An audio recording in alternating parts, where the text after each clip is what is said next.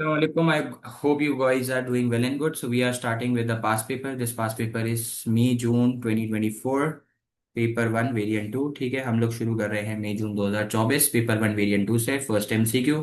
ये पूरा का पूरा पेपर मैं खुद सॉल्व कर रहा हूँ, थोड़ा सा स्पीड में जाऊंगा तो गौर करिएगा। वाई विल स्कार्सिटी एग्जिस्ट, पहला सवाल है वाई विल स्कार्सिटी एग्जिस्ट। तो आपको याद होगा बेसिक इकोनॉमिक प्रॉब्लम ये थी कि हमारी वॉन्ट्स अनलिमिटेड थी, और उन अनलिमिटेड वॉन्ट्स को सेटिस्फाई करने के लिए आपके पास रिसोर्सेज लिमिटेड थी, जिसकी वजह से रिसोर्सेज की स्कार्सिटी यानी कि शॉर्टेज होती थी। फिर लोगों को चॉइस करनी पड़ती थी, चॉइस को अच्छी जबान में अपॉर्चुनिटी कॉस्ट कहते थे। तो सवाल कह रहा है कि अपॉर्चुनिटी कॉस्ट स्कार्सिटी क्यों एग्जिस्ट करेगी? Due to high cost of production? No.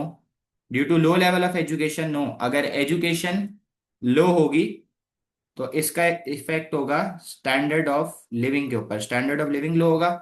अगर कॉस्ट ऑफ प्रोडक्शन हाई होगी तो इससे आपका प्रॉफिट कम होगा, दोनों फजूल ऑप्शन है।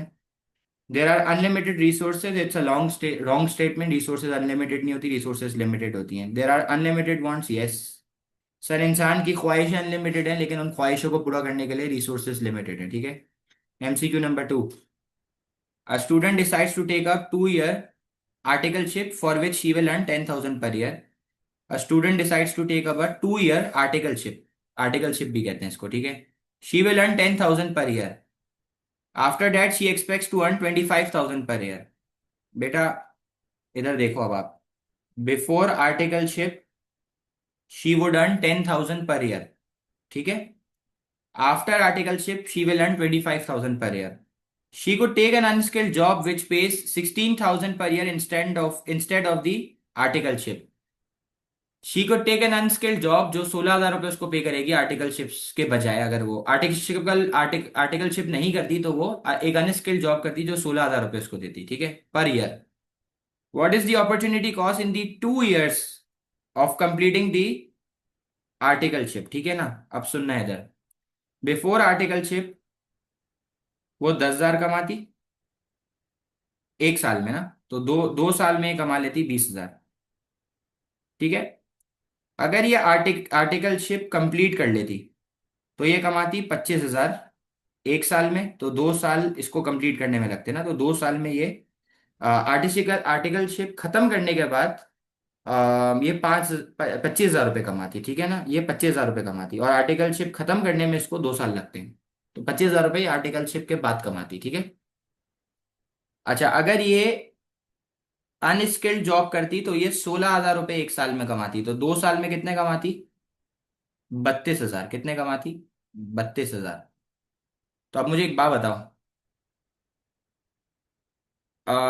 32,000 कमाती तो मुझे बताओ यार, कितने की अपॉर्चुनिटी कॉस्ट है? कितने की अपॉर्चुनिटी कॉस्ट है? 32,000 माइनस 20,000 कर दूंगा, 12,000 की अपॉर्चुनिटी कॉस्ट है। ठीक है, ओके है, सबको क्लियर है कितने की अपॉर्चुनिटी कॉस्ट है? 12,000 की। सेट है, चले भाई आगे।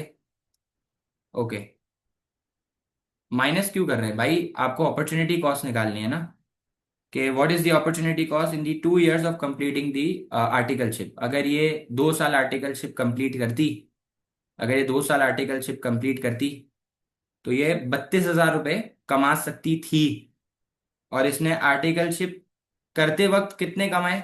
20,000 रुपये कमाए।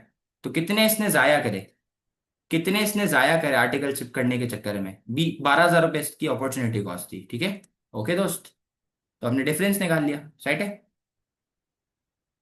The diagram shows a countries PPC. ठीक है, पीपीसी दो गुड्स का कॉम्बिनेशन शो करता है, एक एक एक्सिस पे कैपिटल गुड लिखा है, एक एक्सिस पे कंज्यूमर गुड लिखा है। Which current combination of capital and consumer good, ऐसा कॉम्बिनेशन दोनों का, which combination of current combination of capital and consumer good, दोनों का बोल रहा है, कैपिटल का और कंज्यूमर गुड का, would produce the greatest number of consumer goods in the future.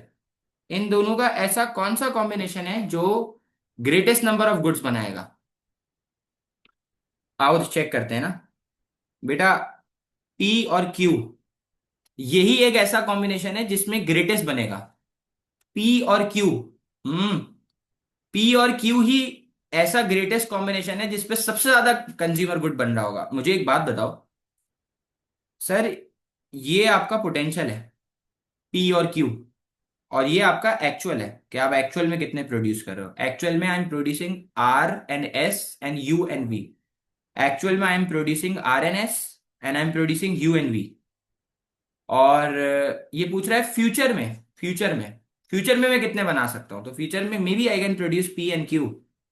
तो जो सबसे बेहतर कॉम्बिनेशन है वो होगा P and O, not O and Q. वो होगा पी एंड ओ। बेटा अगर ये पी पर प्रोड्यूस करता है तो ऑटोमेटिकली ये, अगर कॉम्बिनेशन पी पर है तो ये कैप कंज्यूमर गुड्स के ग्रेटेस्ट नंबर कितने बना सकता है, ये क्यू बना सकता है, ठीक है। अगर ये आर पर है तो ये एस बना सकता है।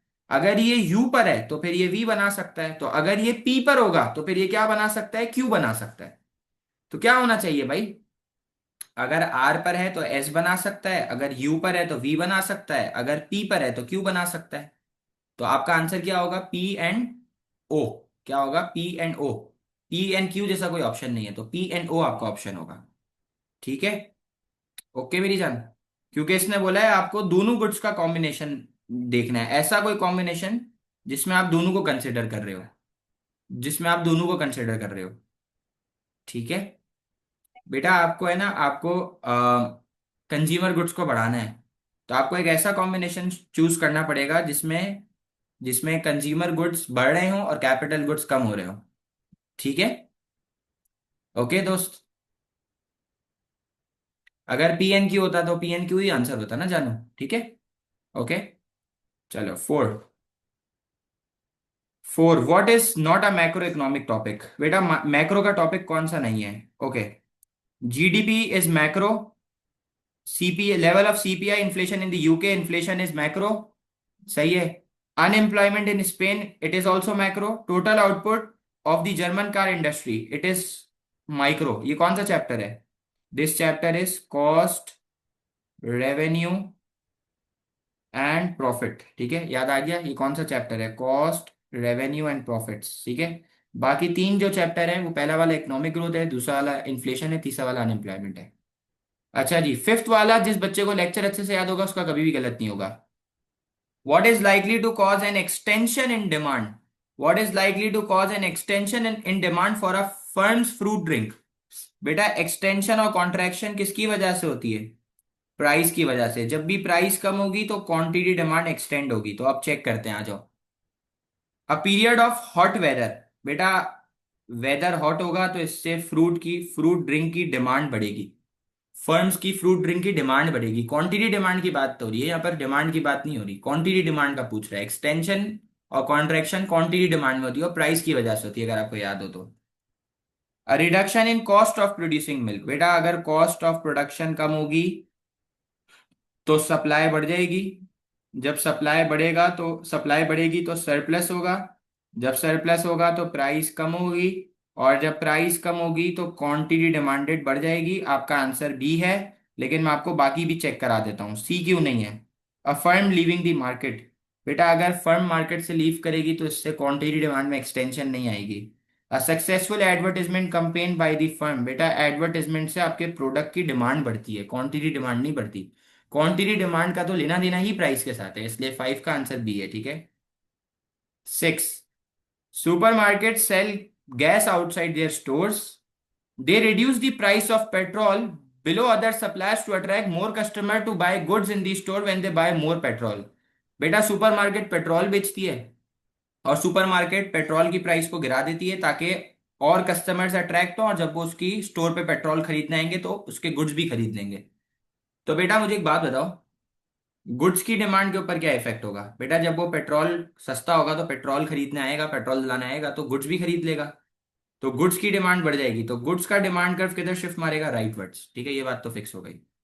If this were successful how might it be shown on demand and supply diagram. बेटा अलग अलग डिमांड सप्लाई डायग्राम की बात कर रहे हैं हाँ? पेट्रोल की डिमांड सप्लाई पे क्या होगा और गुड्स की डिमांड सप्लाई पे क्या होगा। तो मुझे एक बात बताओ सर, पेट्रोल की प्राइस कम हो रही है ना, पेट्रोल की प्राइस कम हो रही है, तो प्राइस क्यों कम होगी, या तो डिमांड कम हो जाए, या तो डिमांड कम हो जाए, या तो सप्लाई बढ़ जाए। सर चाहे डिमांड कम हो चाहे सप्लाई बढ़े, दोनों की वजह से सरप्लस होगा और दोनों की वजह से आपकी प्राइस कम होगी। तो सर पेट्रोल की प्राइस कम क्यों हो रही होगी? पेट्रोल की प्राइस क्यों कम हो रही होगी? क्योंकि या तो डिमांड कम हो रही होगी या तो सप्लाई बढ़ी होगी। तो अब हम लोग ऑप्शन चेक करते हैं। डिमांड कर्व राइटवर्ड शिफ्ट मार रहा होगा और सप्लाई कर्व राइट पर शिफ्ट मार रहा होगा। ठीक है, तो आपका आंसर है डी। बाकी सारे ऑप्शन गलत हैं। बाकी सारे ऑप्शन गलत हैं। No need to waste your time, हमें ऑप्शन मिल चुका है। ठीक है, सेट है। अगर आपको पूछना है तो बेटा डिमांड लेफ्ट पे गई है, डिमांड कम होगी, सरप्लस होगा, प्राइस कम हो जाएगी, यहां तक तो सही है। लेकिन इससे सप्लाई पे इफेक्ट नहीं आएगा। ठीक है, तो इसलिए ए गलत है। डिमांड कर्व राइट पे शिफ्ट मारेगा तो शॉर्टेज होगी, प्राइस बढ़ जाएगी, पेट्रोल की प्राइस कम हो रही है, बी भी गलत है। सप्लाई कम होगी, अगेन शॉर्टेज होगा, प्राइस बढ़ेगी, पेट्रोल की प्राइस कम हो रही है, सी भी गलत है। ठीक है, हम सब ने पढ़ा हुआ है। Which statement about disequal about describes a market in disequilibrium? बेटा डिसइक्विलिब्रियम वो जगह होती है जहाँ पे डिमांड सप्लाई इक्वल नहीं है, यानी कि क्वांटिटी डिमांड और क्वांटिटी सप्लाइड इक्वल नहीं है, यानी कि मार्केट में शॉर्टेज चल रही है और मार्केट में प्रोडक्ट का सरप्लस चल रहा है। ठीक है, ऐसा ही है भाई। Okay, excess demand result from a maximum price below the equilibrium, yes this is your answer. ये कह रहा है मैक्सिमम प्राइस की वजह से एक्सेस डिमांड होती है। सर कैसे? मुझे बताओ, जब मैक्सिमम प्राइस लगती है इक्विलिब्रियम के नीचे तो प्राइस कम होगी, प्राइस कम होगी तो क्वांटिटी डिमांड बढ़ जाएगी, और एज अ प्रोड्यूसर मैं कम प्राइस पे कम माल सप्लाई करूंगा।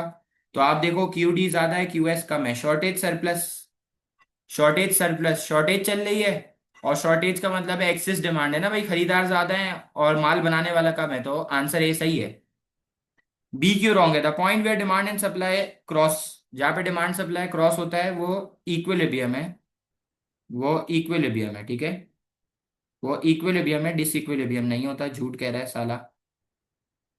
Price changes causes changes in demand and supply, बेटा झूठ कह रहा है। प्राइस हमेशा क्यूडी और क्यूएस के ऊपर इफेक्ट करता है, डिमांड सप्लाई में तो चेंज आता है due to other factor. The quantity demand by consumer equals the quantity supplied by producer, बेटा जहां पर quantity demand quantity supplied equal है, अगेन वो होता है इक्विलिब्रियम, इसलिए और आंसर इज ए। ठीक है, 8। In response to an increase in price from 5 to 6, a farmer increased supply from 400 to 500. What is the PES? ये कह रहा है कि जब प्राइस 5 से 6 हुई तो क्वांटिटी सप्लाइड 400 से 500 हो गई। What is the PES? Sir price बढ़ती है तो क्वांटिटी सप्लाइड बढ़ती है, लॉ ऑफ सप्लाई ने बोला है। सवाल कह रहा है कि पीईएस क्या है। बेटा पीईएस क्या बताता है? प्राइस इलास्टिसिटी ऑफ सप्लाई बताता है कि प्राइस के चेंज की वजह से क्वांटिटी सप्लाइड में कितना चेंज आता है। ये पीईएस का फॉर्मूला है, percentage change in quantity supplied upon percentage change in price. 1000 बार सिखाया है। परसेंटेज चेंज निकालने का क्या फॉर्मूला है? परसेंटेज चेंज निकालने का फॉर्मूला क्या होता है? New minus old upon old into 100। तो ये आपके पास ओल्ड प्राइस है, ये आपके पास न्यू प्राइस है, तो क्या होगा? New minus old upon old into 100। बेटा ये कोई बताओ प्राइस का चेंज कितना है, कैलकुलेट करके बताओ। अच्छा आप मुझे बताओ क्वांटिटी का चेंज कैसा आएगा भाई? सेम फॉर्मूला लगाना पड़ेगा। सही है, न्यू माइनस ओल्ड, ये न्यू क्वांटिटी है 500, ओल्ड है 400, तो क्या होगा? 500 माइनस 400 अपॉन 400 इंटू 100, कितना आ जाएगा दोस्त? आई गेस ये कितना आएगा, कोई बच्चा बताओ। क्यू एस 25% है और प्राइस है 20%, यही है भाई। तो अब इसको इधर पुट इन कर दो। क्यू एस हो गया 25%, प्राइस हो गया 20%, कितना आ रहा है भाई? 1.25 आना चाहिए। 1.25, ठीक है, ओके है। तो ये आपका आंसर हो गया 1.25। आई होप ये क्लियर है आपको। ठीक है, ये हो गया 1.25, 8।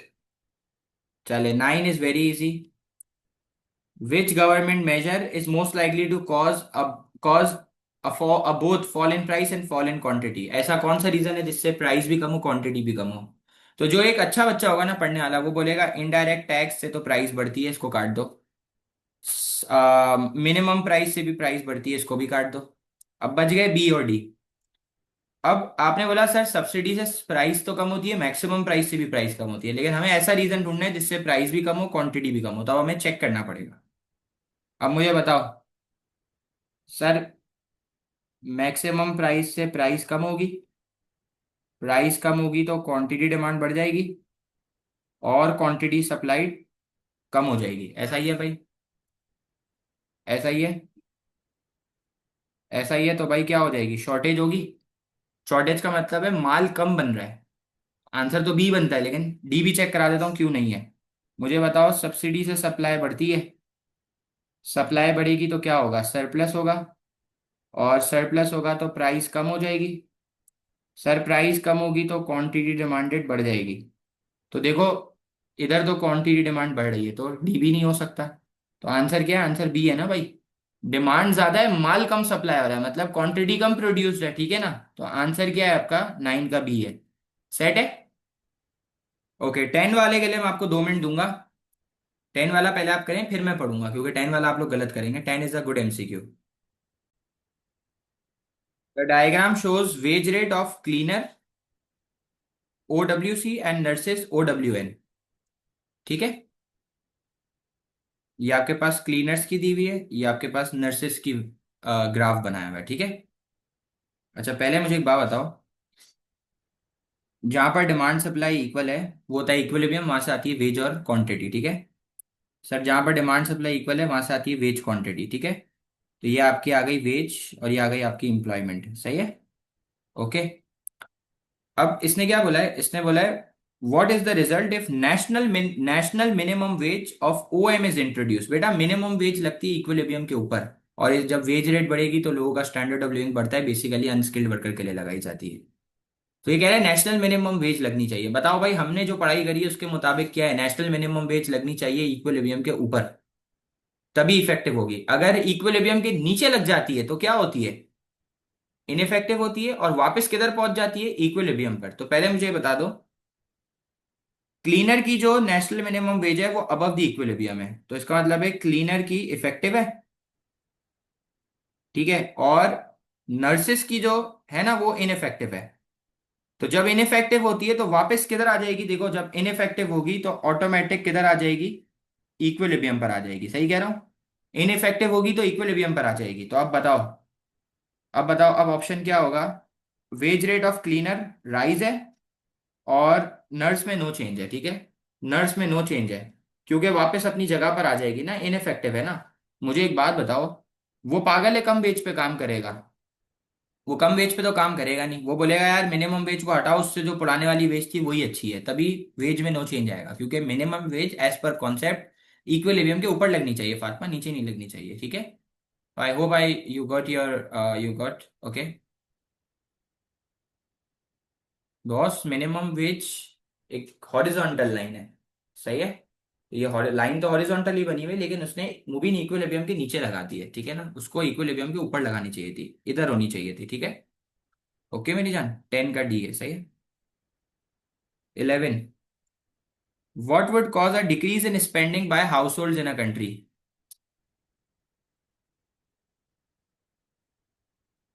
What would cause a decrease in spending by household in a country.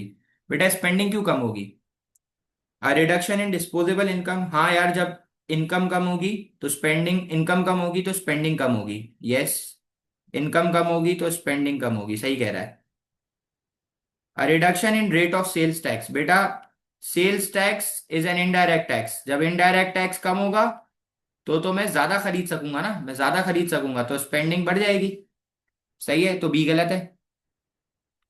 Lower interest rate, हमने पढ़ा है भाई, इंटरेस्ट रेट कम होगा तो सेवर सेव कम करेगा और स्पेंड ज्यादा करेगा, और हमें तो वो रीजन ढूंढना है जिससे स्पेंडिंग कम हो। तो सी भी गलत है। जब वो सेफ कम करेगा, जब वो सेफ कम करेगा तो वो स्पेंड ज्यादा करेगा, तो डी भी गलत है। तो आंसर हो गया ए, ठीक है। सही है। ओके, हमें ऐसा रीजन ढूंढना है जिससे स्पेंडिंग कम हो, इसलिए 11 का ए है, सेट है। चलो 12, which combination shows the advantage of a small firm over a large firm, which combination shows the advantage of a small firm over a large firm। बेटा स्मॉल फर्म में बेटर कम्युनिकेशन है, yes. Greater independence है, हाँ मेरी मर्जी है भाई, अपनी मर्जी होती है। एवरेज कॉस्ट होती है, नो। बेटा आपको बताया भी है, इकोनॉमीज और डिस इकोनॉमीज ऑफ स्केल का फायदा नुकसान सिर्फ लार्ज फर्म को मिलता है, स्मॉल को नहीं मिलता। क्योंकि स्मॉल फर्म छोटे स्केल पे काम करती है, लार्ज फर्म लार्ज स्केल पे काम करती है। तो इसका आंसर सी है, C, C for cat. Okay, C for cat. Okay, A B and D can not be your answer, your answer is C for cat. Okay, सही है। बेटा आपको कल पढ़ाया है, what is the variable cost of a firm? बेटा बताओ, variable cost वो कॉस्ट होती है जो यूनिट्स के साथ साथ वेरी करती है। अगर यूनिट्स बढ़ेंगे तो वेरिएबल कॉस्ट बढ़ती है, अगर यूनिट्स कम होंगे तो वेरिएबल कॉस्ट कम हो जाएगी, ऐसा ही है। तो sir the cost of raw material, yes this is a variable cost. जितने ज्यादा यूनिट्स बढ़ाऊंगा उतनी ज्यादा रॉ मटेरियल की कॉस्ट बढ़ेगी। बेटा इंटरेस्ट, रेंट, इंश्योरेंस, ये सब फिक्स कॉस्ट है, ये सब फिक्स कॉस्ट है, ठीक है। तो 13 का ए है, सेट है। 14 वाला मैं आपको करा के देता हूँ। 14 वाला मैं आपको करा के देता हूँ। The table shows daily average revenue units of output sold for a firm producing bicycles over a 5 day period, 1 2 3 4 5। अच्छा, ये इसने एवरेज रेवेन्यू दिया हुआ है। बेटा आपको इतना पता होना चाहिए, एवरेज किसी भी चीज के साथ एवरेज रेवेन्यू है तो इसका मतलब है एक यूनिट की बात कर रहा है। कितने यूनिट की बात कर रहा है? एक यूनिट की। तो average revenue means per unit revenue, और ये इसने दिया हुआ है कितने यूनिट्स बिके हैं। बेटा कितने यूनिट बिके? डे वन पे 2, डे टू पे 4, 8, 14, 16। डे वन पे 2 यूनिट बिके, डे टू पे 4 यूनिट बिके, डे थ्री पे 8 यूनिट बिके, डे फोर पे 14 यूनिट बिके, डे फाइव पे 16 यूनिट बिके। डे वन पे एक यूनिट कितना कमा के दे रहा है? 200। डे टू पे एक यूनिट कितना कमा के दे रहा है? 160। डे थ्री पे एक यूनिट कितना कमा के दे रहा है? 120। डे फोर पे एक यूनिट कितना कमा के दे रहा है? 80। डे फाइव पे एक यूनिट कितना कमा के दे रहा है? 40। ये सारे रेवेन्यू एक यूनिट के हैं। और बिक कितने रहे हैं? पहले दिन 2, दूसरे दिन 4, तीसरे दिन 8, चौथे दिन 14, पांचवें दिन 16। तो अगर मुझे टोटल रेवेन्यू निकालना है तो यार टोटल कैसे आता है? टोटल रेवेन्यू का फॉर्मूला क्या है? Price into quantity. एक यूनिट 200 रुपये कमा के दे रहा है तो 2 यूनिट कितने कमा के देगा? एक यूनिट 200 कमा के दे रहा है ना, तो 2 यूनिट 400 कमा के देगा। ये कैसे आया 400? मल्टीप्लाई करा।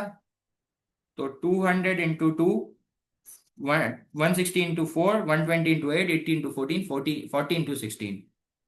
तो ये कोई बच्चा बताओ, ये आएगा 400, ये आएगा 640, ये आएगा 960, ये आएगा 1120, और अगेन ये आएगा 640। चेक कर दो भाई, यही आ रहा है। ओके, अब मुझे बताओ, अब ढूंढते हैं what can be concluded from the table. The highest total revenue occurs at 2 units of output sold. बेटा 2 यूनिट पे सबसे ज्यादा रेवेन्यू है। सबसे ज्यादा रेवेन्यू कब है? 14 यूनिट्स पर है। सही कह रहा हूँ? सही है, सही कह रहा हूँ। सबसे ज्यादा रेवेन्यू 14 पर है। पहला ऑप्शन तो गलत हो गया। Second, the firms highest total revenue occurs at 14 units of output. बेटा 14 पे सबसे ज्यादा रेवेन्यू है। सही कह रहा है, आंसर बी है। छोड़ दो बाकी सबको, छोड़ दो बाकी सबको, बाकी सब पढ़ भी देता हूं। The firm's price is greater than revenue, no. The firm's total revenue always increases, output increases, गलत कह रहा है बेटा। ये टोटल रेवेन्यू यहां तक बढ़ा है, उसके बाद कम हो रहा है, हालांकि आउटपुट बढ़ ही रहा है कंटिन्यूसली। 2, 4, 8, 14, 16 यूनिट्स बढ़ रहे हैं। शुरू में तो रेवेन्यू बढ़ा, बाद में गिर गया, तो इसलिए डी नहीं हो सकता। ठीक है मुबीन, 14 का डी नहीं हो सकता, आंसर बी है। सही है, I hope it's clear. 14, which function of money acts as a measure of value. बेटा पैसों के थ्रू आप चीजों को वैल्यू कर सकते हो।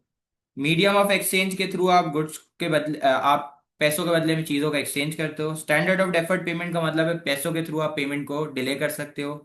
स्टोर ऑफ वेल्थ का मतलब है आप अपनी वेल्थ को पैसों की फॉर्म में स्टोर कर सकते हो। यूनिट ऑफ अकाउंट मीन्स के पैसों के थ्रू आप चीजों को मेजर वैल्यू कर सकते हो। तो आंसर डी बनता है, ठीक है। अच्छा, अगर आपको याद हो तो मैंने आपको जब रिविजन वीडियोस जो दी थी उसके अंदर मैंने आपको डे 4 के अंदर एक छोटा सा चैप्टर पढ़ाया था जिसका नाम था परफेक्ट मार्केट स्ट्रक्चर और इम्परफेक्ट मार्केट स्ट्रक्चर, अगर आपको याद हो तो। तो what are the features of a highly competitive market when compared with a monopoly market. पहले मुझे ये बता दो, हाईली कॉम्पिटिटिव मार्केट में फर्म्स ज्यादा होंगी और मोनोपोली में कितनी फर्म होती है? एक फर्म होती है, ऐसा ही है। सर मोनोपोली में एक फर्म है, कॉम्पिटिटिव मार्केट में बहुत सारी फर्म होगी। तो अगर मैं कॉम्पिटिटिव मार्केट को मोनोपोली से कंपेयर करूं तो मोनोपोली में प्राइस क्या होगी? मोनोपोली में प्राइस ज्यादा होगी, कॉम्पिटिटिव मार्केट में प्राइस कम होगी, सही है। अब प्रॉफिट की बात करते हैं। मोनोपोली में प्रॉफिट ज्यादा होगा, और as compare to monopoly competitive market में फर्म ज्यादा है, इसलिए प्रॉफिट भी कम होगा। सही है, तो इसका आंसर क्या बनता है? इसका आंसर डी बनता है कि कॉम्पिटिटिव मार्केट में प्राइस भी कम होगी, प्रॉफिट भी कम होगा। सेट है, ओके है। What is not a role of central government in a mixed economy. बेटा मिक्स्ड इकोनॉमी क्या है? मिक्स्ड इकोनॉमिक सिस्टम वो सिस्टम है जिसके अंदर दोनों होते हैं, प्राइवेट सेक्टर और गवर्नमेंट। तो दो जो जो प्राइवेट सेक्टर की गलतियां होती हैं वो गवर्नमेंट सॉल्व करती है। तो गवर्नमेंट स्टेबलाइज करती है इकोनॉमी को, यस। पब्लिक गुड्स प्रोवाइड करती है, यस। मेरिट गुड्स प्रोवाइड करती है, यस। डीमेरिट गुड्स प्रोवाइड नहीं करती। शहबाज शरीफ तुम्हें सिगरेट ला के नहीं देगा, बोलेगा सुट्टा मारो। सही है ना? तो 17 is a, demerit goods provide करना गवर्नमेंट का काम नहीं होता। सेट है? 18 करके दे। 18, जिसको लेक्चर याद होगा फौरन से कर देगा। Government wishes to prevent deflation, deflation खत्म करनी है। पहले ये बता दो, डिफ्लेशन आती क्यों है? सर डिफ्लेशन आती है ईडी के कम होने से। तो अगर गवर्नमेंट को डिफ्लेशन को सॉल्व करना है तो गवर्नमेंट का टारगेट होगा ईडी को इंक्रीज करना। सही कह रहा हूं? सही कह रहा हूं, ईडी को इंक्रीज करना। Which combination of policies would be the most effective to achieve the same? Interest rate को क्या करो, इंटरेस्ट रेट के साथ क्या करो बेटा, इंटरेस्ट रेट को हमें कम करना पड़ेगा। अच्छा, दूसरा लिखा हुआ है गवर्नमेंट एक्सपेंडिचर, हमें गवर्नमेंट एक्सपेंडिचर को बढ़ाना पड़ेगा। तो ढूंढते हैं। Answer is C. I hope किसी को कोई मसला नहीं होगा। Answer is C for cat. Okay. Okay, 18 is C. चलूं आगे? 19 बेटा, 19 वाले के लेना। 19 वाले, जो जो बच्चा आज की क्लास में आया उसको इंशाल्लाह फायदा होगा। अब मैं आपको 19 वाला एमसीक्यू करा रहा हूँ, गौर से सुनिएगा पहले। ये आप खुद सॉल्व करेंगे, पहले आपको मुझे एक चीज सिखानी है। ठीक है? मनी सप्लाई बढ़ेगी तो इंटरेस्ट रेट कम होगा, इन्फ्लेशन आ जाएगी। बिल्कुल सही कह रहे हो। ठीक है? अब इधर गौर से देखना। सर ये मैंने दो एक्सिस बना दी है। ठीक है? ऊपर आ गया प्राइस और नीचे आ गया क्वांटिटी।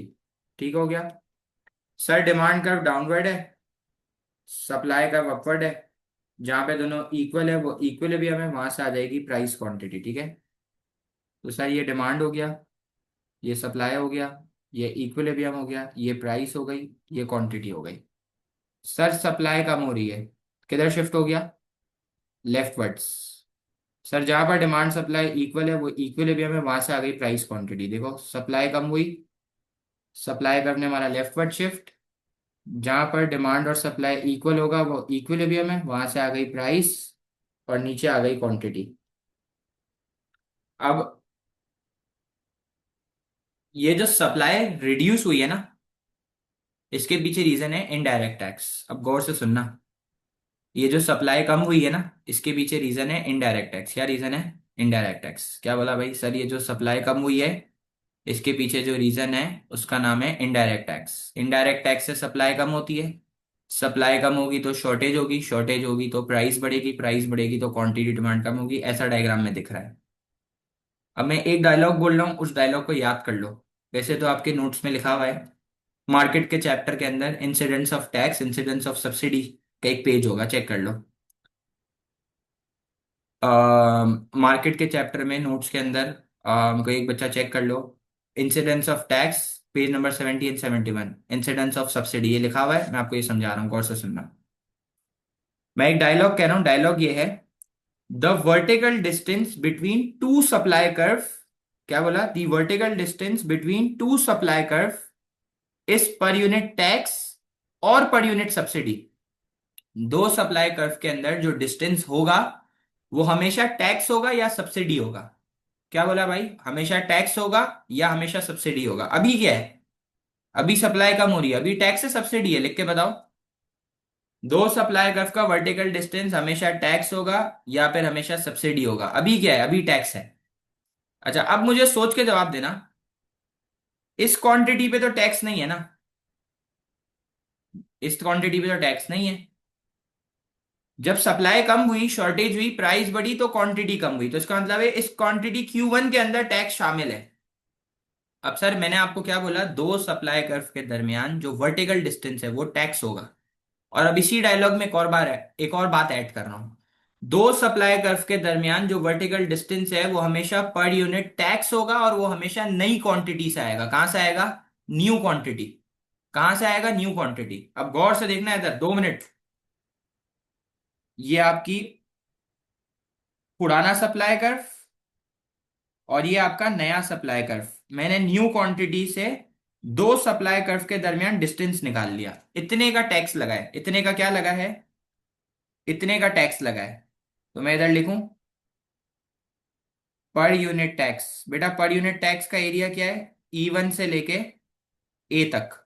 मतलब ये पूरा बॉक्स है ना, ये जो पूरा बॉक्स है इतने का टैक्स लगा है। क्या लगा है? इतने का टैक्स। क्या ये बात सबको क्लियर है? जल्दी से थम्स अप करो। इतना समझ आ गया सर? दो सप्लाई कर्व के दरमियान वर्टिकल डिस्टेंस निकाल लेंगे नई क्वांटिटी से। पुराने सप्लाई कर्व पकड़ेंगे, नया सप्लाई कर्व पकड़ेंगे, दोनों के दरमियान डिस्टेंस निकाल लेंगे। इतना पता चल जाएगा दोनों ये पड़ी, ये टैक्स का डब्बा हो गया। ये टैक्स का डब्बा तो निकालना आ गया मुझे।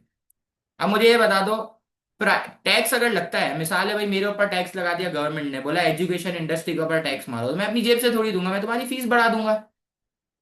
तो फीस बढ़ाई है मतलब मैंने क्या बढ़ा दी है? मैंने क्या बढ़ा दी है? प्राइस बढ़ा दी ना। तो ये प्राइस कौन पे करेगा? मैं पे करूंगा, तुम लोग पे करोगे? मैं पे करूंगा, तुम लोग पे करोगे? तुम लोग पे करोगे ना। तो अब मैं इधर क्या कह रहा हूं, सुनना इधर। जो प्राइस का एरिया होगा ना वो हमेशा कंज्यूमर बर्डन होगा। क्या होगा? Consumer burden. और जो बचा हुआ एरिया होगा वो हमेशा प्रोड्यूसर बर्डन होगा। क्या बोला भाई? जो प्राइस का एरिया है वो कंज्यूमर बर्डन होगा, जो बचा हुआ एरिया है वो प्रोड्यूसर बर्डन होगा। इसका मतलब है ये पूरा डब्बा टैक्स है।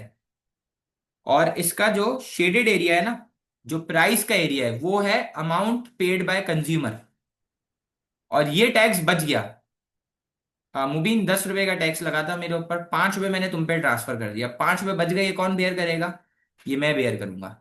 तो जो प्राइस का एरिया होगा वो हमेशा अमाउंट पेड बाय कंज्यूमर होगा। और जो बच जाएगा वो हमेशा अमाउंट पेड बाय प्रोड्यूसर होगा। ये बात समझ आ गया? अगर मैं आपसे पूछता हूं, देखो अभी आपको सॉल्व करना है। अगर मैं आपसे पूछता हूं, ये मैंने ऐसे ही अल्फाबेट लिख दिया, टोटल टैक्स कितना है? तो आप क्या बोलोगे? टोटल टैक्स है P1, D, E1 और A। ये टोटल टैक्स है। Yes no? ये टोटल टैक्स हो गया। मैं बोलता हूं find me the amount paid by consumer, so you will say me sir find me the amount paid by consumer. तो you will say me P1, P, E1 and F, this is the amount paid by consumer. Yes? Okay? हाँ जी। If I ask you what is the amount paid by producer, so you're gonna say me P, D, F, and A. This box, this is the amount paid by producer. Okay, that's it. Now let's come to the MCQ. उसको छोड़ो, इधर आ जाओ। अब आप करके दोगे हाँ भाई, 1 मिनट में होना चाहिए। The diagram shows impact of a tax introduce on a product. उसने बोल दिया टैक्स लगा है। Which area represents amount of tax paid by consumer? Consumer का एरिया क्या होगा? अब देख के बताओ कंज्यूमर वाला एरिया क्या होगा। जो प्राइस का एरिया है वो हमेशा कंज्यूमर का है। D D D D D for doggy, D for donkey. Okay, answer क्या है? आंसर डी है। आपकी मोहब्बत में मैं सॉल्व कर देता हूं, इधर आ जाओ जरा। दो सप्लाई कर्व के दरमियान वर्टिकल डिस्टेंस हमेशा न्यू क्वांटिटी से आएगा। ये न्यू क्वांटिटी पे गया, ये पुराना सप्लाई कर्व, ये नया सप्लाई कर्व। तो ये मेरे पास टैक्स का एरिया आ गया। ये पूरा बॉक्स टोटल टैक्स हो गया। अब जो प्राइस का एरिया है वो होगा कंज्यूमर बर्डन, और जो बचा हुआ है वो होगा producer burden. Simple is that. तो अगर सवाल ने बोला कि कंज्यूमर का बर्डन निकाल के दो ना, तो ये वाला होगा P1, P2, E और F। P1, P2, E और F, ठीक है। अगर सवाल बोलते हैं प्रोड्यूसर निकाल के दो, तो क्या होता? P1, H, F, G। क्या होता? P1, H, F, G, ये वाला होता। सही है। अगर सवाल बोलता टोटल निकाल के दो, तो क्या होता? H, P2, E और G, ये वाला होता। सेट है? ओके। अच्छा, अब अगर किसी बच्चे को मेरा लेक्चर याद हो, तो मुझे ये बताओ ये O P2, E Q2 क्या है? O से लेके P2 तक और E से लेके Q2 तक, ये क्या है? ये क्या है बेटा, आपको याद है? टोटल रेवेन्यू का फॉर्मूला क्या था? बेहतरीन आफाक, बेहतरीन। टोटल रेवेन्यू का फॉर्मूला था प्राइस इंटू क्वांटिटी, याद है? तो रेवेन्यू कैसा आएगा भाई? न्यू प्राइस है O से लेके P2 तक, और न्यू क्वांटिटी है E से लेके Q2 तक, तो ये क्या है? ये टोटल रेवेन्यू हो गया। पुराना रेवेन्यू कैसे निकालता? O P1 और Q1 और कुछ भी इधर लिखा हुआ होता, ए लिखा हुआ था। सेट है? समझ गया भाई? ओके है। 19 वाला एमसीक्यू ही इस पूरे पेपर में काम का एमसीक्यू था। 19 वाला क्लियर है? अब कभी भी गलत नहीं होना चाहिए ये वाला, ठीक है ना? बहुत मेहनत करिए, 10 मिनट लगा दिए। चलो, 20। विच statement about supply side policy is correct? बेटा सप्लाई साइड पॉलिसी का टारगेट क्या है? बेटा सप्लाई साइड पॉलिसी का टारगेट है एग्रीगेटेड सप्लाई को बढ़ाना। तो भाई अगर एग्रीगेटेड सप्लाई को शॉर्ट रन में बढ़ाना है तो टैक्स को कम कर दो, सब्सिडी दे दो, ग्रांट स्कीम दे दो, एजुकेशन ट्रेनिंग दे दो, रीलोकेशन कर दो, कोई फैक्ट्री लगा दो, वर्कर को क्या कहते हैं एजुकेशन ट्रेनिंग दे दो। लॉन्ग रन में बढ़ाना है तो कंट्री का पोटेंशियल बढ़ा दो। सही है, तो सप्लाई साइड पॉलिसी का एम है to increase the productive potential of the economy. Your answer is A, why not B C D. Aim is to increase total demand. बेटा टोटल डिमांड को एग्रीगेटेड डिमांड कहते हैं, और aggregated demand को जो policy target करती है उसको डिमांड साइड पॉलिसी कहते हैं। सवाल सप्लाई साइड पॉलिसी का है, तो बी गलत है। It involve changes in foreign exchange rate. बेटा एक्सचेंज रेट का ताल्लुक मॉनेटरी पॉलिसी से है, सप्लाई साइड से नहीं होता। It involve changes in rate of interest. Again interest rate का ताल्लुक भी मॉनेटरी पॉलिसी से है, सप्लाई साइड से नहीं है, इसलिए B C D is wrong. 21, 21, which change is most likely to cause faster economic growth in the short run? बेटा इकोनॉमिक ग्रोथ क्या होती है? इकोनॉमिक ग्रोथ तब होती है जब कंट्री का आउटपुट बढ़ता है और कंट्री का जीडीपी बढ़ता है। सर इकोनॉमिक ग्रोथ तब होती है जब कंट्री का आउटपुट जीडीपी बढ़ता है। तो बोल रहे हैं शॉर्ट रन में फॉरेन से इकोनॉमिक ग्रोथ आ जाए, कैसे कैसे आ जाएगी फॉरेन से? A change in net immigration. बेटा ई वाली इमिग्रेशन हो रही है, ई वाली इमिग्रेशन हो रही है, लोग मुल्क छोड़कर जा रहे हैं, तो जब लोग मुल्क छोड़ के जाएंगे तो आउटपुट जीडीपी कम होगा, इकोनॉमिक ग्रोथ गिरेगी। गलत कह रहा है यार, गलत कह रहा है। An increase in birth rate. बेटा बर्थ रेट से हो सकता है। An increase in death rate. बेटा डेथ रेट बढ़ेगा तो फिर पॉपुलेशन कम होगी, आउटपुट जीडीपी कम होगा। अब आंसर बचता है बी और डी। अगर रिटायरमेंट एज बढ़ जाए तो लोग काम करेंगे तो इससे आउटपुट जीडीपी बढ़ जाएगा, फौरन से बढ़ जाएगा ना। बेटा बर्थ रेट बढ़ेगा, बर्थ रेट बढ़ेगा तो पॉपुलेशन बढ़ेगी, लेकिन लॉन्ग रन में बढ़ेगी ना भाई, बच्चे पैदा होंगे, टाइम लगेगा, बड़े होंगे। कोई सीधा पैदा होते साथ ही थोड़ी काम करने लग जाएंगे, "ए, पत्थर तोड़ रहा है, मजदूरी कर रहा है"। नहीं हो सकता ना, फौरन तो नहीं हो सकता, अभी तो साले को चलना नहीं आया। चाइल्ड लेबर मतलब बच्चा पैदा हो गया, तूने इसको चाइल्ड लेबर लगा दिया, इसको काम पर बोला तू जा लोगों का खाना लूट के लूट भाग, घर के अंदर भाग रहा है, कभी अम्मी से खाना पकड़ रहा है क्या मतलब। सही है। How is the pattern of employment likely to change when a country becomes more developed? बेटा डेवलप्ड का मतलब है जब एक कंट्री डेवलप्ड हो जाए, पहले डेवलपिंग होगी तभी डेवलप्ड हुई है ना। तो अगर एक कंट्री डेवलपिंग से डेवलप्ड हो जाए मतलब US, China, Japan, Italy, France, Germany ऐसी कोई कंट्री हो जाए, तो एम्प्लॉयमेंट में क्या चेंज आएगा? From rural to urban employment, yes, गांव से शहर की तरफ जाएंगे। फ्रॉम स्किल टू प्राइमरी मतलब मैन्युफैक्चरिंग से निकलकर, टर्शरी से निकलकर प्राइमरी रिवर्स आ जाओ, ये बेटा डेवलपिंग होता है, डेवलप नहीं होता। From technical to manual, technical मतलब मशीन मशीन छोड़ के हाथों से काम कर रहे हो, ये भी नहीं हो सकता। फ्रॉम टर्शरी टू सेकेंडरी, बेटा सर्विस का काम छोड़ के मैन्युफैक्चरिंग पर आ जाओ, ये डेवलप्ड में नहीं होता है, डेवलपिंग कंट्रीज में होता है। डेवलपिंग डेवलप्ड कंट्री के अंदर हमेशा याद रखना सिर्फ टर्शरी सेक्टर होता है। 22 is A. 23, which item is least likely to be included in the consumer price index? बेटा आपको याद है, मैं आपको है ना एक लेक्चर अभी भेज रहा हूँ रिटेल प्राइस इंडेक्स के ऊपर, वो आपको देखना है। तो जब आप वो देखेंगे ना तो आपको ये 23 वाला क्लियर हो जाएगा। वैसे तो जिस बच्चे को आता है सीपीआई आरपीआई तो वो तो समझ जाएगा अभी जो मैं बात कर रहा हूँ, अगर किसी को नहीं आ रहा तो पहले उसको वो लेक्चर देखना पड़ेगा। सही है। अच्छा अब आप सुनना मेरी बात गौर से। इन्फ्लेशन को मेजर करने का एक तरीका है, उस तरीकों को कहते हैं सीपीआई। सर इन्फ्लेशन को मेजर करने का एक तरीका है, उसको कहते हैं सीपीआई। सर गवर्नमेंट कुछ लोगों को हायर करती है, उन लोगों को कहते हैं स्टैटिशियंस। उनका काम होता है लोगों के घर घर जाना और basket of goods banana. Basket of goods वो बास्केट होती है जिसमें बहुत फ्रीक्वेंटली इन कंजम्पशन जो गुड्स होते हैं ना उनको यूज करा जाता है। बास्केट बनाने के बाद हर गुड को वेट अटैच करा जाता है, वेट अटैच करा जाता है इनकम की बेसिस के ऊपर। जितनी ज्यादा इनकम होगी उतना ज्यादा वेट होगा, जितनी इनकम कम है उतना वेट कम है, कल के एमसीक्यू में भी आया था। वेट असाइन करने के बाद वेट को टोटल कर लो, टोटल करने के बाद बेस ईयर से कंपेयर करो तो पता चल जाएगा इन्फ्लेशन है डिफ्लेशन है क्या चल रहा है। ठीक है। तो which item is least likely to be included in CPI मतलब कौन सा बास्केट ऑफ गुड्स, पास कौन सा बास्केट ऑफ गुड्स में रिकॉर्ड नहीं होता, ये असल में भी होता है। ठीक है। तो कुकिंग ऑयल इंक्लूड होगा, होममेड क्लोथ्स नहीं होंगे, होममेड क्लोथ्स नहीं होंगे, ये आंसर है आपका। मिल्क भी होगा, मोबाइल फोन्स भी होगा क्योंकि पर्सनल है। आपका आंसर है घर बनाए हुए कपड़े नहीं होते। घर पे बनाए हुए कपड़े का क्या मतलब? अम्मी अम्मी अब्बा पूरा घर भी मिल जाए ना तो एक दूसरे के लिए कपड़े नहीं बना सकता। सही है, बाहर के कपड़ों की बात नहीं कर रहा, घर में, घर में कपड़े पता है क्या है, वो जो पुराने जमाने में वो जैकेट वैकेट बन जाते थे, स्वेटर बनते थे, उसकी बात कर रहा है। कपड़ा बनाने में भी 6-7 दिन लग जाते हैं भाई, ऐसा थोड़ी कि तू सुई धागा लेके बैठा, अभी तूने बैठे बैठे फार्म आपको शर्ट पहना दी है। ठीक है। तो 23 का बी है कि कैलकुलेट करने को आता है बिल्कुल। I will also be doing a video on it, don't worry. ठीक है।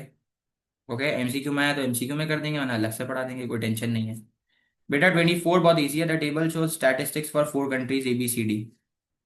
सही है। According to data provided which country has lowest lowest level of standard of living. Lowest कब होगा? एवरेज ईयर्स ऑफ स्कूलिंग सबसे कम हो किस में? 6, 7, 9, 2, 12। 6 में। लाइफ एक्सपेक्टेंसी, इंसान कितनी लंबी जिंदगी जी रहा है, सबसे ज्यादा कम जिंदगी ए वाले ऑप्शन में। और जीडीपी भी सबसे कम ए में ही है। ठीक है, ए में है मतलब मोस्ट अप्रोप्रिएट ए ही है। बी नहीं हो सकता। ठीक है, बी नहीं हो सकता, आंसर ए है, छोड़ दो बाकी सारे ऑप्शन। ठीक है। 25। Economic development in country X has progressed at a greater rate than in country Y. बेटा एक्स में इकोनॉमिक डेवलपमेंट ज्यादा है, वाई में कम है। एक्स में इकोनॉमिक डेवलपमेंट ज्यादा है, वाई में कम है। What is the most likely explanation of difference in economic development between X and Y? क्या कह रहा है भाई? इकोनॉमिक डेवलपमेंट कंट्री एक्स में ज्यादा है, वाई में कम है, ऐसा क्यों होगा? Country X has high level of spending on education, yes. Country X has high level of unemployment, no. Country Y has high level of investment, तो इससे वाई में फायदा होगा ना, ये तो एक्स का पूछ रहा है, तो सी गलत है। Country Y has high level of spending on health care than X, तो इससे तो वाई में डेवलपमेंट ज्यादा होगी। सवाल पूछ रहा है एक्स में किससे होगी, तो वो ए से होगी। ठीक है, इजी था, इसमें कुछ भी नहीं था। 26, a rise in which factor will cause an increase in population. बेटा किस रीजन से पॉपुलेशन बढ़ेगी? बर्थ रेट ऑब्वियसली, छोड़ दो। डेथ रेट से पॉपुलेशन कम होगी। इन्फेंट मोर्टेलिटी रेट का मतलब है लोग जल्दी मर जाएंगे, इससे भी पॉपुलेशन कम होगी। नेट इमिग्रेशन का मतलब है ई वाली इमिग्रेशन हो रही है, लोग मुल्क छोड़ के जा रहे हैं, तो इससे भी पॉपुलेशन कम होगी, तो आंसर ए बनता है। ठीक है। 26। 27 is a good MCQ, you need to attempt 27 yourself. ठीक है, 27 आपको करना चाहिए, 27 अच्छा एमसीक्यू है। 27 का आंसर बताएं यार। 27 is a good MCQ, please tell me 27 का आंसर क्या होगा? बेटा जिसको अगेन लेक्चर याद है वो 27 कर लेगा।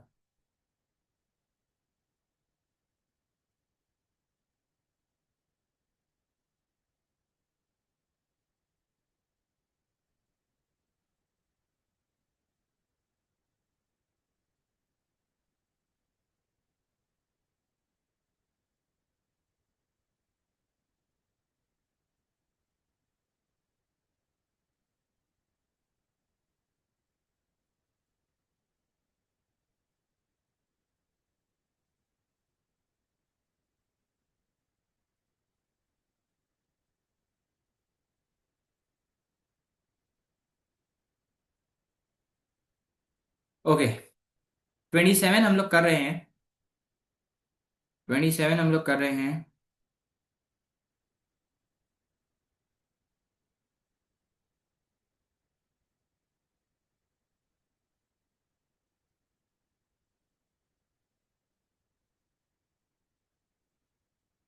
एक सेकंड में दूसरी क्लास को थोड़ा सा लेट कर दूं। एक सेकंड में।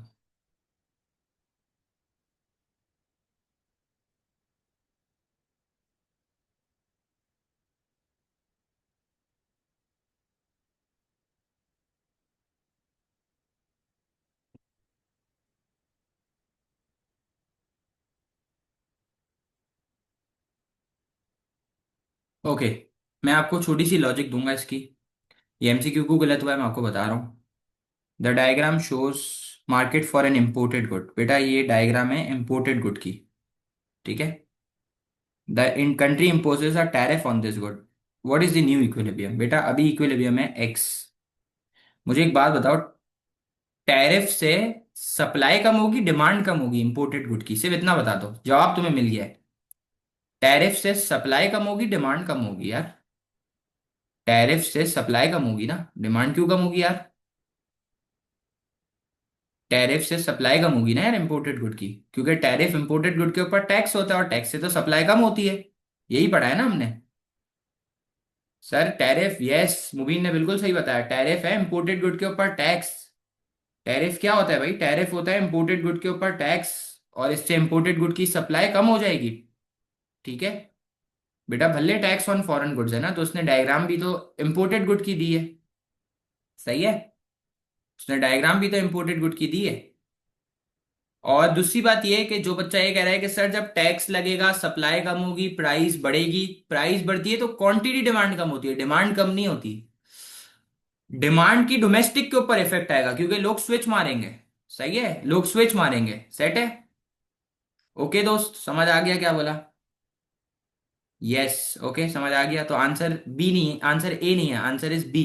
Okay, answer is B, supply कम होगी, एस से एस वन पे चला जाएगा। सेट है। ओके है भाई।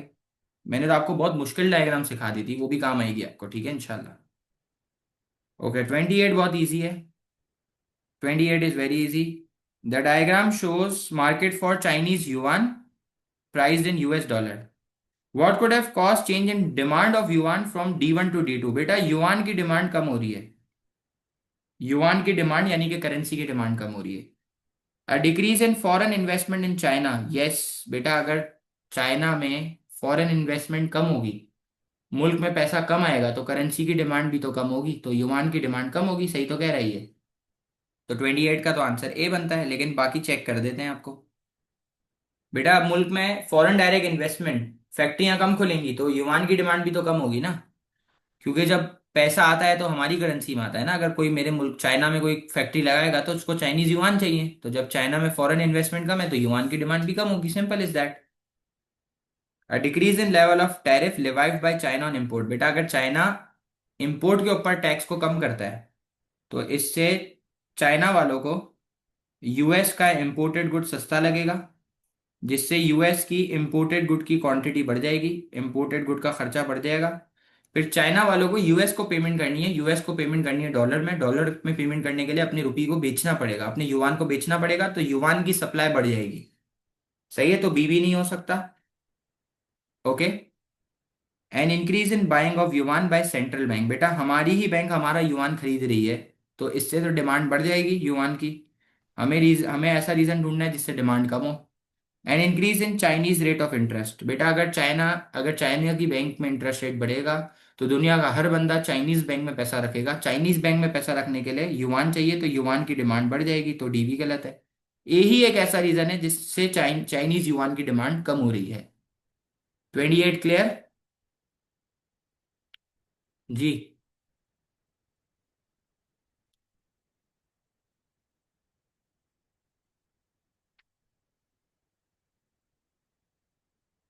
29 इज वेरी इजी अगेन, 29 बहुत आसान है। मैं आपको 29 बहुत आसान है। आने वाले टाइम में चाइनीज की करेंसी लीड कर रही होगी, बिल्कुल ऐसा ही है। 28 वाई नॉट सी। बेटा अगर बैंक्स युआन को बाई करेगी तो युआन की डिमांड बढ़ जाएगी ना वानिया, हमें रीजन ढूंढना है जिससे डिमांड बढ़े, तो गलत हो गया। सही है। अच्छा 29 पे मैं ज्यादा लंबी नहीं करूंगा, मैं शॉर्टकट में बताऊंगा आपको, ठीक है ना। 29, the table shows exchange rate of UK pound to US dollar. ये दिया हुआ है पाउंड इज टू डॉलर, ठीक है। That is the amount of dollar that can be bought in with 1 pound. बेटा सिर्फ इतना बता दो, ये डॉलर इज टू पाउंड दिया हुआ है, ठीक है। सही है। अब बताओ भाई, 1 पाउंड में पहले 1.64 डॉलर आ रहे थे, अब 1 पाउंड में 1.52 आ रहे हैं, अब 1 पाउंड में 1.35 आ रहे हैं, अब 1 पाउंड में 1.25 आ रहे हैं। तो पाउंड डेप्रीशिएट हो रहा है, अप्रिशिएट? पाउंड एप्रिशिएट हो रहा है। तो जब पाउंड एप्रिशिएट होगा तो करंट अकाउंट में इफेक्ट होगा। अच्छा पहले मुझे बताओ, पाउंड अगर एप्रिशिएट हो रहा है तो इससे कॉस्ट पुश इन्फ्लेशन पे तो कोई इफेक्ट नहीं होगा, या करंट अकाउंट पे होगा, या इंपोर्ट पे, या ट्रेड डेफिसिट पे। अच्छा आप मुझे सोच के बताओ, इंपोर्ट्स बढ़ेंगे अगर पाउंड एप्रिशिएट हो रहा होगा, तो इंपोर्ट्स बढ़ेंगे? नहीं, ऐसा नहीं हो सकता। ऐसा हो सकता है? होगा नहीं होगा भाई, बोलो। बिल्कुल नहीं होगा, तो डी भी गलत है, सी भी गलत है, आंसर बी है, करंट अकाउंट डेफिसिट रिड्यूस होगा। बेहतरीन। Good good good good good. 30 वाला बहुत आसान है। पहले मुझे ये बता दो, सी एंड डी सेम पॉइंट्स है, ठीक है, उसने कंफ्यूज करने के लिए आपको दिए हैं। ठीक है मुबीन, बेहतरीन हो गया। 30, the table shows components of current account balance in trillion for year 1 and year 2, which balance improve between year 1 and year 2। बेटा करंट अकाउंट में चार कंपोनेंट्स होते हैं, trade in good, trade in service, net income, net transfer. Net income को primary income कहते हैं, net transfer को secondary income कहते हैं। वापस बता रहा हूँ, करंट अकाउंट में चार कंपोनेंट है, trade in good, trade in service, net income, net transfer. अब देख के बताओ। ट्रेड इन गुड्स नेगेटिव में था, नेगेटिव और बढ़ गया तो इंप्रूव नहीं हुआ, वर्सन हुआ। ट्रेड इन सर्विस भी वर्सन हुआ है, सही है। 14.04 था पॉजिटिव, अब 13.55 पॉजिटिव हो गया, पॉजिटिव कम हो गया तो ये भी वर्सन हो गया यार। पहले -1.11 था, अब -1.02 हो गया, नेगेटिव कम हो गया तो इसका मतलब इंप्रूव हो गया। तो आंसर क्या होगा? सी। ठीक है, ओके है आंसर सी। क्यों है, समझ आया? बोलो भाई।